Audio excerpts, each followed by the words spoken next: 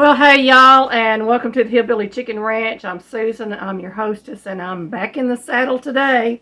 I'm back in my kitchen, and I recently shared a cookbook that I found at our local thrift store, but it was also an Ollie's book. I'm not sure what year that they had it, but they had it for 99 cents at one time.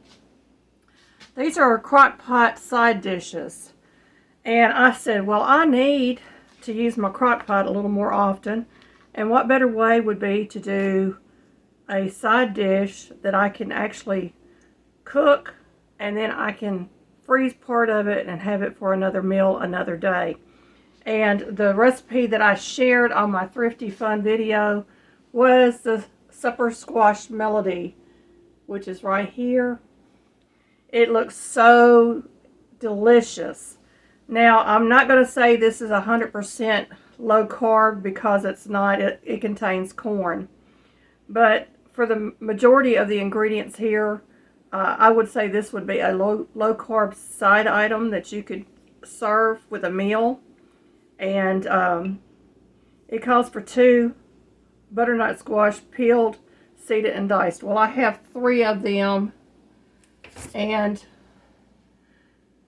these have been in my pantry for a while, and they're starting to look kind of ucky. I want to say ucky. They got a few little bad spots starting to come up, and this one has got a little bad spot right here and on the end. And I said, well, I'm going to go ahead and get these cooked up so that we can eat them before they go bad, and I'll have to feed them to my chickens. So I'm just going to run through the ingredients real quick. This recipe is found on page 38 of this book. I'm pretty sure you can find it online. Let me see. This book was published in 2011. And it was put out by Publications International Ltd. So it's copyright 2011. But it calls for butternut squash, canned tomatoes, and it calls for a large can, and I have 2 small cans, so I'm going to use those. Diced tomatoes. It calls for 2 onions chopped. Now it doesn't say what size onion, so I'm going to go with medium to large onions, or small to medium onions for that. It calls for 2 green bell peppers chopped. Well, I have green bell peppers that's been in my freezer, so they're already pre-chopped. It calls for a 15-ounce can of corn. So I've got my corn. It calls for minced garlic, and I buy the bulk minced garlic at Sam's Club, and this will last a long time in my refrigerator. It calls for chicken broth. Now, I could use my home canned chicken broth, but I had these in my pantry and I want to get them used up, so I'm going to use this chicken broth. It calls for 2 green chilies chopped. Well, I don't have any fresh green chilies at this time, but I do have some cowboy candy relish, and we're going to put that in there. I'm sure that's going to kick up the flavor. It calls for salt and pepper and a 6-ounce can of tomato paste. Well, I don't have any tomato paste because the price has got so high in the store, but this is made with the peels of my tomatoes. It's dehydrated tomato powder, and this stuff is wonderful. And so I have made up some tomato paste here. It's not quite 6 ounces, but I think we can get away with it. If not, I'll just add some more powder to the pot. And I'm going to combine all of these ingredients, and it's supposed to cook on low for 6 hours. And it says remove about 1/2 cup of the liquid and blend with tomato paste and add it back to the crock pot cooker. And stir well and cook for an additional 30 minutes until the mixture is slightly thickened and heating through. And it will make 8 to 10 servings. So, they also give you a tip in here. It says to prepare the butternut squash, rinse First, with cold running water and dry, cut squash in half lengthwise, scoop out the seeds, use sturdy metal spoon or ice cream scoop, and discard. Well, I'm not discarding the seed, y'all. We're going to save these seeds. Cut into 1-inch slices and peel with thin paring knife. Squash skin is generally too thick for most vegetable peelers to cut slices, and then it says cut slices into the cubes. So this is going to be pretty much a dump in the crock pot once I get past cutting up my onions and my butternut squash. And then we're going to put it in a crock pot and I'm going to cook it.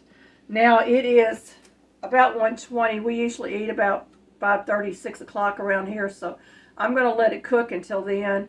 Then I'm going to allow it to cool down, and I'm going to bag up whatever we don't eat tonight into portion-sized bags. We're going to put them in the freezer, and we'll have extra meals, side items for us that is something unique and different and really easy to prepare.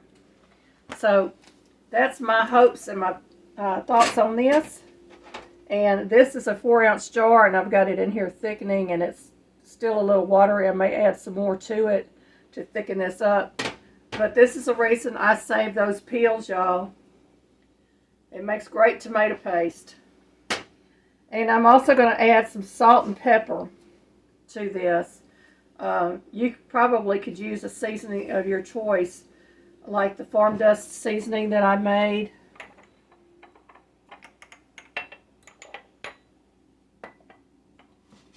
Like this farm dust, or your no salt seasoning. You could use, or your spicy all season salt.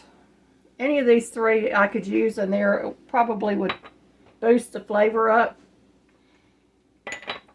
And I really love using those new seasonings that I've made up. I will leave a link to all of to the tomato powder and the 3 spices that I've mentioned up here in the description boxes. Okay, I've rinsed these in cold water, and I've got, this one has some bad spots on it, so I'm going to go ahead and cut into it just to check it out inside.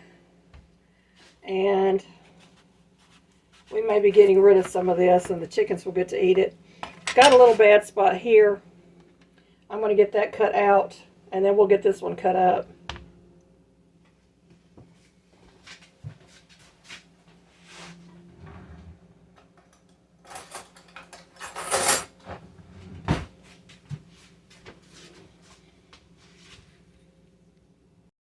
Most recipes are for a general guide, and you know, sometimes we have to stretch a recipe to make it feed more people, so this would be a good way to stretch your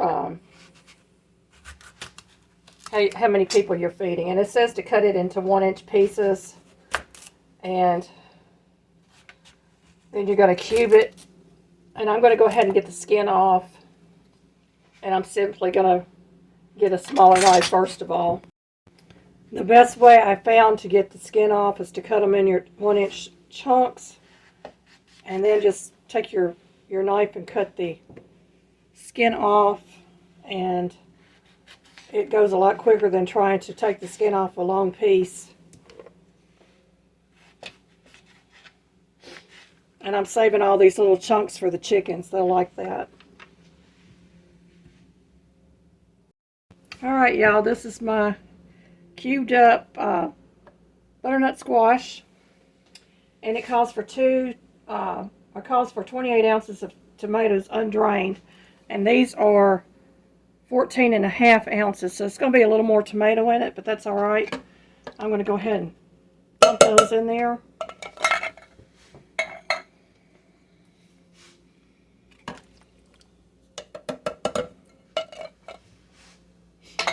And it calls for 1 can of corn that is drained, or it says undrained, but I went ahead and drained it because I have a little more of that tomato in there. So we're going to put that in there. And it calls for 2 onions chopped. It doesn't say how to chop them, and so I just did it in large chunks. And I'm going to get them in there. And they'll soften up and separate. Get rid of that. It calls for 2 bell peppers chopped. And this was my frozen bell pepper I had in the freezer.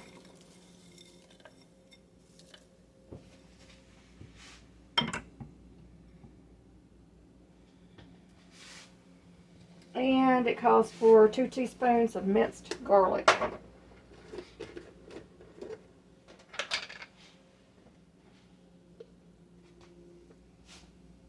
So I'm doing heaping teaspoons because we like garlic.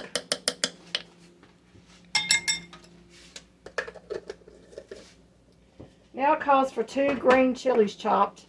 And y'all, I'm using cowboy candy.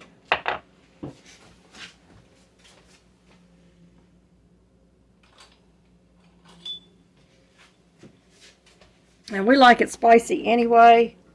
So I'm going to put in 2 heaping teaspoons of the cowboy candy, or 2 tablespoons of the cowboy candy in there with that.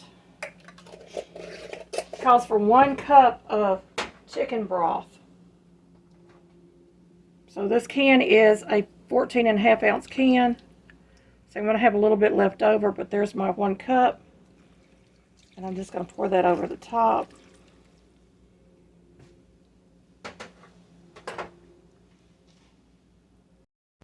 It calls for 1 teaspoon of salt. I'm using a 1/2 teaspoon measurement. I'm just going to sprinkle this over the top.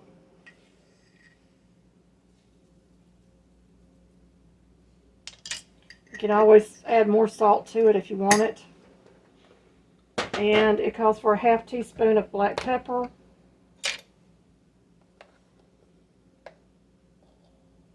Sprinkle that over the top.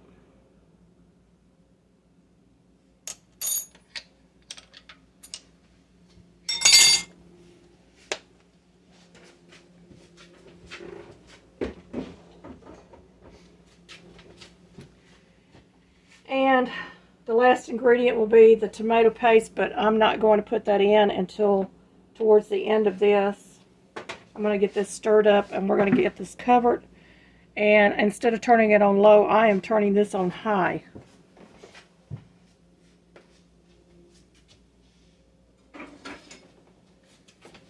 So we want all this stuff to kind of be incorporated just a little bit.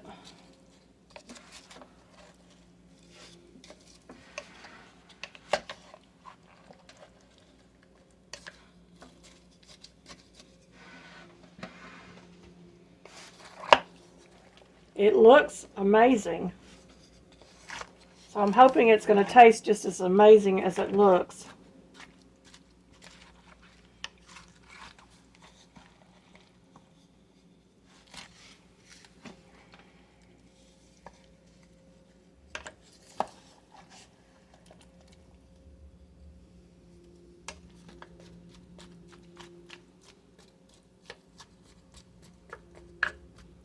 We're supposed to cover and cook this on low for 6 hours. I don't have 6 hours until dinner. That's why I've turned mine up on high.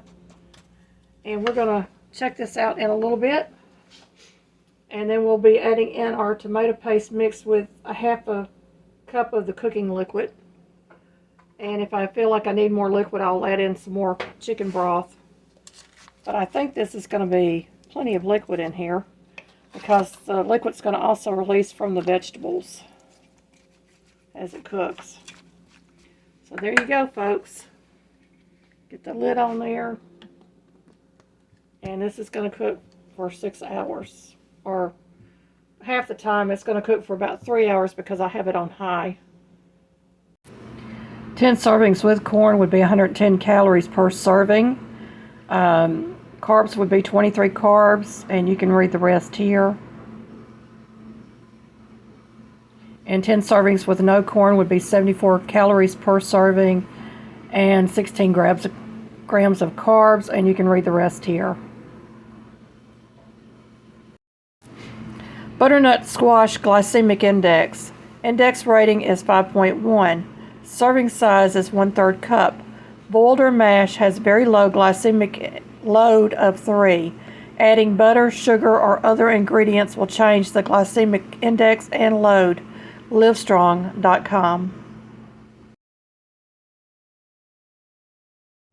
Well, y'all, I went ahead and put the tomato paste in here off camera. This has been cooking for an additional 30 minutes. It actually probably needs to cook a little bit longer. But it looks and smells so delicious. Just look at all that goodness, y'all. And I do believe that the acorn or the butternut squash needs to cook a little bit longer. And I may take it out and put it in the oven for just a few minutes to try to get the vegetables to finish cooking. Because I did put this in rather late into the crock pot. But I wanted to show this to you. I am going to give it a little taste test. I'm going to pull some of the vegetables from the bottom up. Let me get my spoon.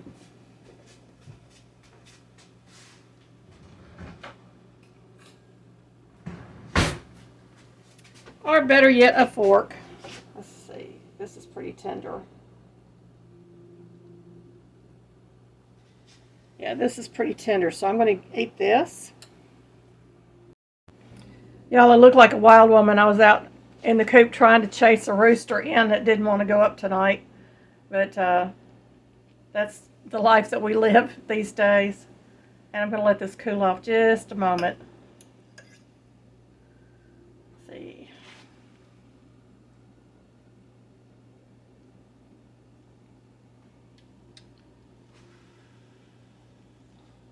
Look at that, y'all.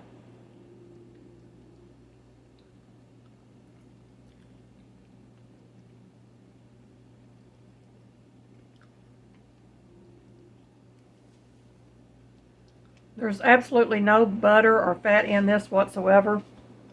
It's just the tomatoes, the corn, the bell peppers, the cowboy candy in there, the onions, the garlic,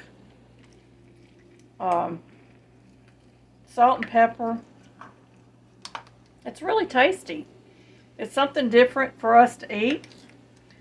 And I think my husband will really like it because it's got a little bit of a spice to it. Now, I use the cowboy candy in place of the jalapenos. And my jalapeno candy has the seed in it. So this is going to be a little spicier than it would normally be.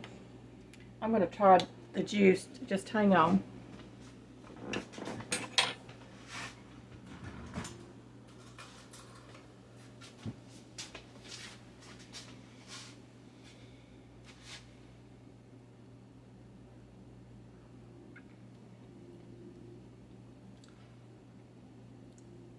It's very good. I think that this will marry by tomorrow. You know, if I left it in the refrigerator overnight and decided to cook it again tomorrow, that all the flavors would be married. The first day, maybe let it cook all day in the crock pot, and then the next day, try some. But it is very good. It's spicy. It's another way to eat butternut squash. And I've given you all the carb counts and all the protein and all that good stuff in this video for you. And will we be eating this again? I would say it's a definite yes. So I'm going to get it plated up because hubby shall be home soon. And y'all have a blessed and wonderful evening. Thank you for watching.